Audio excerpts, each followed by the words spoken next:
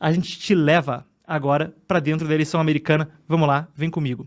O que dizem as pesquisas, a gente vai olhar de duas perspectivas, hein? Porque normalmente se diz, o voto está tanto a tanto, mas isso não reflete a realidade, porque lá não é o voto geral que define, é o voto do colégio eleitoral. É outro sistema onde, quando você ganha em um estado a eleição, você pega toda a representatividade eleitoral desse estado. A gente vai passar, então, pelas pesquisas gerais e depois pelo colégio eleitoral. Então, vocês veem primeiro a imagem das pesquisas gerais. Por que são várias? Por que é uma lista? É porque, claro, para a gente não ficar dependente de uma só pesquisa, para fazer um trabalho competente de te levar para dentro do ambiente das eleições americanas, a gente precisa entender qual é a média das pesquisas, ao invés de pegar uma e ficar chovendo no molhado em cima dela. Então, essas pesquisas, essa lista, essa imagem que você vê é reproduzida de um site chamado 538 Polls, 538 pesquisas, que é um agregador. Ele reúne uma série de pesquisas de diferentes fontes e vocês veem, então, a diferença de pontos percentuais à direita. Vocês veem nas colunas ao lado quem realizou a pesquisa mais à esquerda, depois indo para a direita quem é o patrocinador, quem comprou, quem pagou pela pesquisa, e aí os percentuais de Trump e Harris, e mais à direita, como eu dizia, a diferença de cada um. O que se diz lá é que a Kamala Harris vem fechando a diferença para o Trump, que havia aberto uma diferença substancial, em especial em alguns dos estados mais decisivos, e a gente já vai falar sobre o colégio eleitoral lá nos Estados Unidos. Existe o diálogo de que, com a ligação da Michelle e do Barack Obama, uma ligação extremamente midiática, que eles fizeram todo o esforço para ladear desse lado do espectro político. Os democratas bombaram essa eleição nas redes sociais. Essa eleição, melhor dizendo, bombaram essa ligação do Barack e da Michelle Obama para Kamala. Era uma ausência notória de apoio. Já tinha sido apoiada por praticamente todos os grandes patrocinadores democratas, família Clinton, família Soros, os doadores, família Disney. Então, todo o espectro da esquerda nos Estados Unidos já tinha praticamente dado esse apoio a Kamala. Parece que os Obamas, dizem relatos, estavam esperando a confirmação de que ela seria mesmo a candidata, e então colocaram agora o apoio para ela, o que pode ser um dos fatores para ela ter subido nas pesquisas e reduzido um pouco a diferença, apesar da gente ver que mesmo no voto geral o Trump leva muita vantagem ali do lado. Lembrando que quando o Trump ganhou em 2016, ele não tinha a maioria dos votos nas pesquisas, nem dizendo nas pesquisas, no voto mesmo, não tinha a maioria dos votos da população em geral, porque, como eu disse, lá o que conta é que quando você leva um estado, você puxa toda a representatividade desse estado. Tá, Marcos, mas que lenga-lenga, vamos ver então o que isso quer dizer na prática. Perfeitamente, vocês veem ao meu lado, então, o mapa dos Estados Unidos, incluindo a transposição dessa média de pesquisas para os estados e para o colégio eleitoral.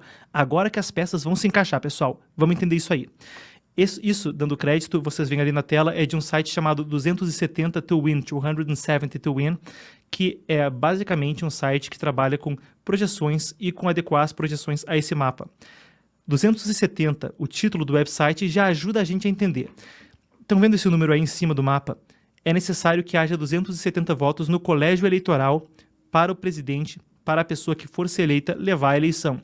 Então, quando a gente transpõe essa pesquisa para os estados, a gente vê que a Kamala está aí com 208 prováveis votos no colégio eleitoral no momento, enquanto o Trump leva 236. Então, o Trump com alguma vantagem, apesar de nenhum deles levando. E vale dizer que tem estados que têm uma tendência, mas não uma tendência forte. Os estados que estão com aquele vermelho profundo são os estados mais para o lado do Trump, mesmo a esquerda sendo identificada por causa da herança marxista comunista em outros países. Com o vermelho, lá nos Estados Unidos é a cor da direita, a cor dos republicanos, o vermelho, e os democratas de azul. Então, vocês veem os estados mais profundamente em vermelho, como os estados onde o Trump tem uma vantagem maior nas pesquisas. Os estados que estão com tonalidades mais claras são onde essa tendência é menos intensa, e isso também vale para a cor azul, para os democratas. Os estados com essa cor ocre, essa cor, como dizer, esse verde claro, esse bege, sei lá que cor é essa, esses são os estados onde devem ser os battleground states, como eles chamam, os estados campo de batalha, onde os independentes predominam, como eles chamam lá, as pessoas que ainda não se decidiram, os indecisos, e são esses os estados que devem definir a eleição. Em termos de análise, vale a pena eu trazer para vocês o que tem sido discutido lá nos Estados Unidos, que é a questão do voto latino e do voto negro.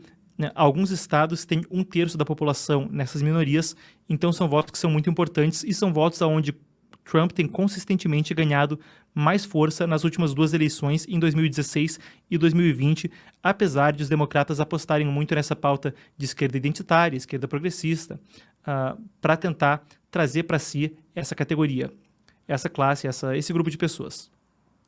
Uma das discussões é que enquanto na Convenção Nacional Republicana, que você acompanhou com tradução simultânea aqui no Epoch Times, o Trump talvez tenha conseguido apelar muito para esse eleitorado, porque trouxe muito do que eles chamam de everyday Americans, um cidadão cotidiano, para o palco, para discursar, para tentar trazer uma identificação de pessoas que antes talvez tenham se sentido afastadas do discurso do Trump.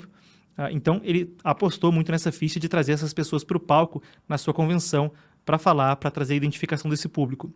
Ao mesmo tempo, Trump tem dito algumas coisas que as pessoas desse grupo demográfico, que talvez estejam mais radicalizadas à esquerda, que estejam no que eles chamam de pautas identitárias DEI, que é um acrônimo para diversidade, equidade e inclusão, é parte do jargão mais à esquerda nos Estados Unidos. Talvez essas pessoas que estejam mais na esquerda identitária, mais à esquerda, não consigam ainda sentir esse apelo, que é para onde a Kamala Harris deve pegar.